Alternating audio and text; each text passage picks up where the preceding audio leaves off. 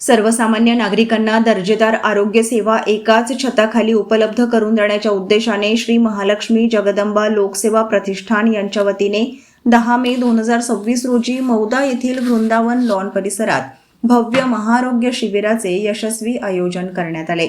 सकाळी 9 ते दुपारी 2 या वेळेत पार पडलेल्या या शिबिरात परिसरातील तब्बल 2520 रुग्णांनी आरोग्य तपासणी करून विविध वैद्यकीय सेवांचा लाभ घेतला। या शिबिरात केवळ आरोग्य तपासणीवर भर न देता प्रत्यक्ष मदत व उपचार सुविधांनाही प्राधान्य देण्यात आले।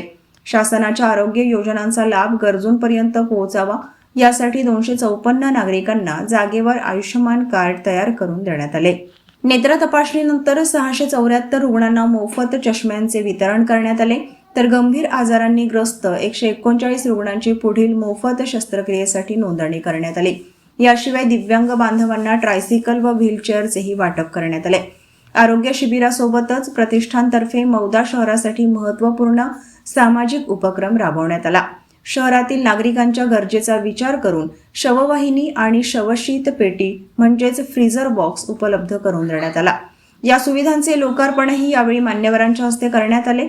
ही सेवा शहरातील नागरिकांसाठी मोठा दिलासा ठरणार असल्याची भावना उपस्थितांनी व्यक्त केली। या उपक्रमाचे आयोजन महसूल मंत्री तथा नागपूर अमरावती जिल्ह्याचे पालकमंत्री चंद्रशेखर बावनकुळे यांच्या संकल्पनेतून करण्यात आले। शिबिराचे उद्घाटन माजी आमदार टेकचंद सावरकर तसेच मौदा नगरपंचायतीच्या नगराध्यक्षा प्रसन्ना तिडके यांच्या हस्ते करण्यात आले।